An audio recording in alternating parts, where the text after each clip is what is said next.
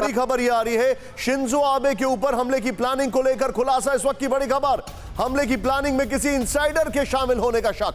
सूत्रों के हवाले से खबर, विजुअल्स दिखाएं प्लीज। शिंजो आबे के भाषण की जगह का कल रात में हुआ था फैसला। हमलावर को किसी इंसाइडर ने दी थी लोकेशन। सूत्रों के हवाले से यह खबर आ रही है, किसी इंसाइडर ने दी थी लोकेशन, यह इंफॉर्मेशन आ रही है। सीधे आइए बिग बॉल पर। मॉडस ऑपरेंडी जो थी, मॉडस ऑपरेंडी क्या थी वो बताने से पहले एक और बड़ी खबर मैं आपको बताना चाह रहा हूं यहां पर। वो ये है कि जो मेरे पास इंफॉर्मेशन आ रही है वो ये है कि उस हमलावर के घर से काफी कुछ चीजें मिली है, वो मैं बता रहा हूं आपको। सीधे आइए पहले यहां पर। हमले की मॉडस ऑपरेंडी, उम्र 41 साल, नंबर 1, नाम तेत्सुया यामागामी। यह तस्वीर आपको यहां पर दिखाई दे रही है। प्रोफाइल, जापान सेल्फ डिफेंस का एक्स मेंबर, ट्रेंड हैंड, जिसने बताया जा रहा है कि घर में ही यह शॉटगन डिवाइस की। मैं आपको बताना चाह रहा हूं, यहां पर जरा होल्ड करिएगा। जापान में कुल 1,90,000 के आसपास गन के लाइसेंसेस हैं। जापान में गन का लाइसेंस आसानी से नहीं मिलता है, उसमें 12 लेयर से गुजरना पड़ता है। जापान की रूल बुक यह कहती है कि हंटिंग के लिए आपको शॉटगन ले सकते हैं आप, और इस इंसान ने उस शॉटगन को इंप्रोवाइज करके टारगेट किया शिंजो आबे को। कब मारी गई गोली? 7:30 बजे, जब वो एक स्पीच दे रहे थे। लास्ट मोमेंट पर डिसाइड हुआ एक ट्रेन स्टेशन के पास, जापान का नारा शहर, जहां पर कितने फायर किए? 2 गोली मारी एंड ऑल ऑन टारगेट। वारदात के बाद खड़ा रहा हमलावर, उसको ओवरपावर किया।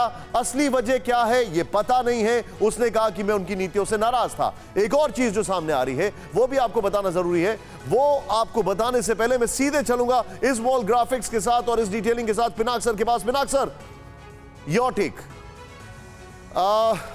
क्या कहूं sir, there is too much of doubt, बहुत ज्यादा डाउट है। देखिए, अभी तो हम स्पेकुलेटिव स्टेज पे हैं, पर जो आप कह रहे हैं कि उसने कहा कि मैं नीतियों से नाराजगी थी, तो इसका क्या मतलब निकाले हम? क्यों? या तो अब चाइना में जो जश्न मनाया जा रहा है आप कह रहे हो, तो क्या चाइना का इसमें कुछ रोल है? ये सब सवाल अभी खड़े हो रहे हैं। अब आगे क्या निकलता है उनके इंटरोगेशन से।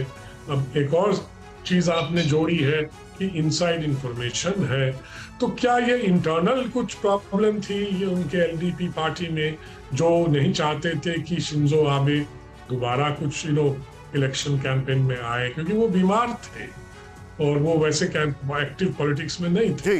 तो ये सारी जितने भी प्रश्न हैं, अब इसका जवाब तो इंटरोगेशन और इंफॉर्मेशन एक्सचेंज के बाद ही मिलेगा।